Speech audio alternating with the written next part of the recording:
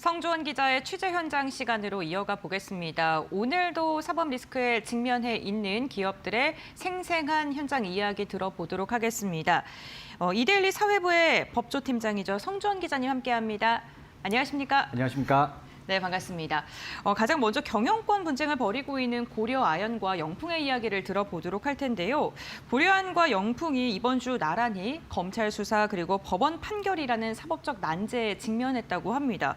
먼저 고려아연 쪽의 상황부터 짚어보도록 할 텐데요.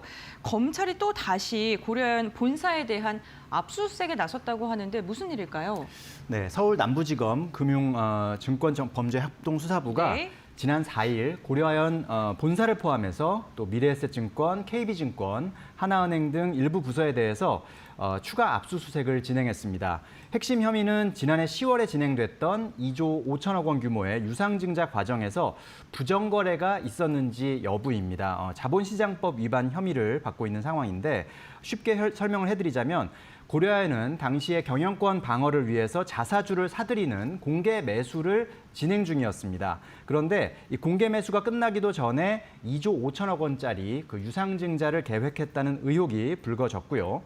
공개 매수 신고서에는 매수 이후에 재무 구조 변경 계획이 없다라고 밝혔는데 실제로는 유상증자를 준비했다는 것은 이것이 허위 기재 또는 미공개 정보 이용에 의한 부정거래가 될 수 있다라는 것이 바로 검찰의 시각입니다.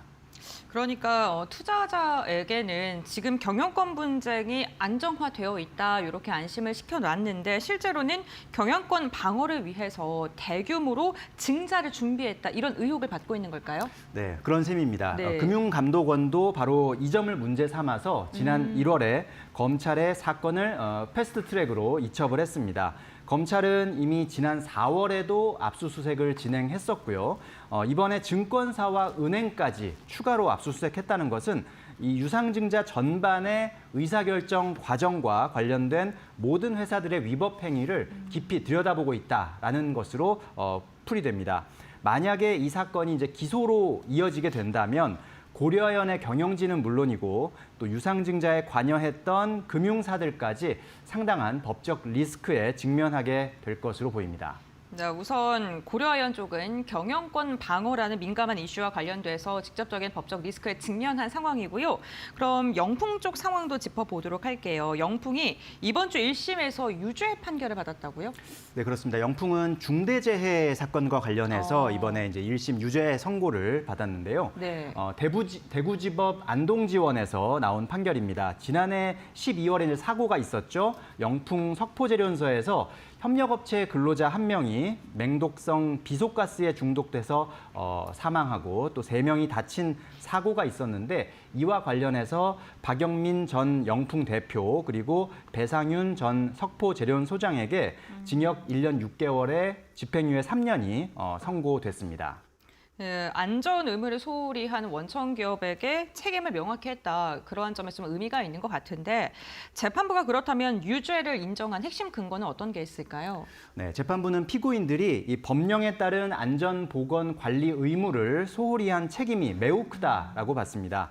특히 위험성이 반복적으로 지적이 됐음에도 불구하고 유해물질 밀폐 설비 또는 국소 배기장치 설치 같은 어떤 기본적인 안전 보건 조치를 제대로 하지 않았다라는 점을 질타하기도 했는데요.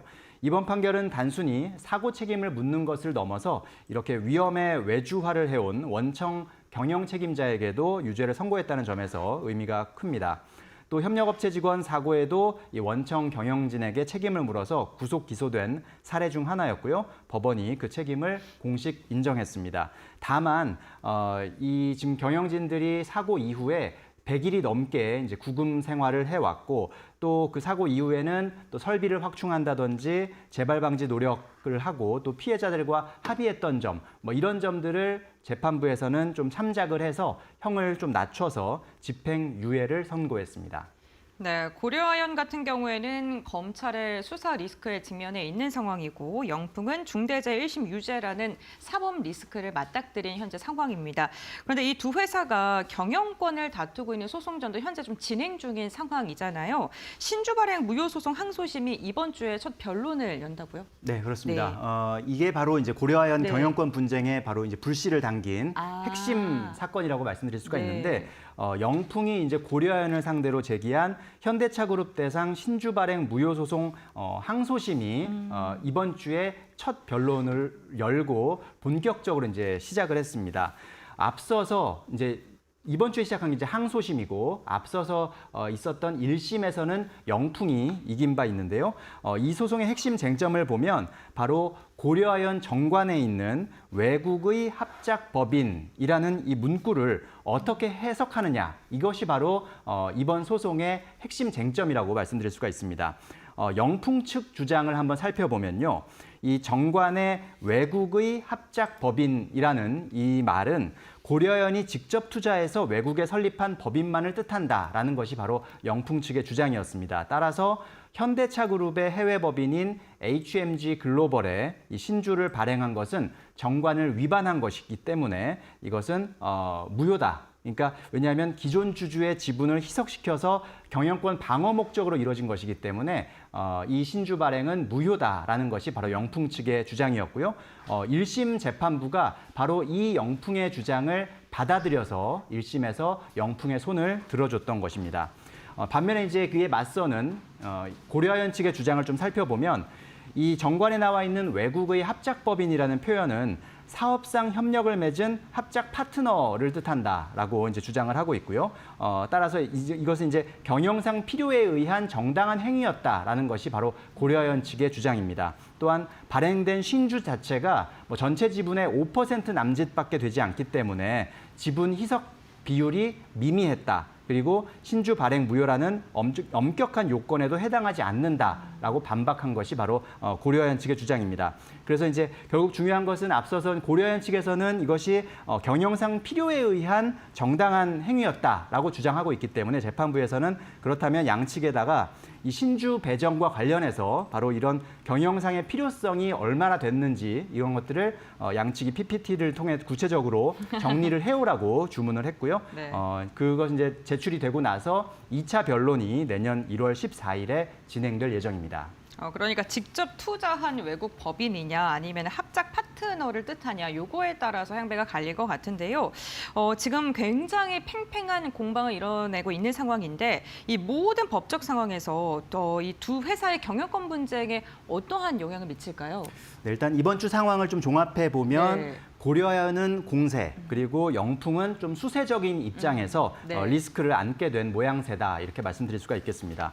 고려아연 같은 경우는 이제 3분기 역대 최대 분기 실적을 내고 또 배당도 늘리는 등 실질적인 뭐 기업 가치와 주주 환원 노력들을 또 보여주고 있는 그런 상황이기도 합니다. 하지만 앞서 말씀드렸던 것처럼 2차 압수수색으로 인해서 유상증자와 관련한 법적 리스크가 커지고 있는 상황이고요.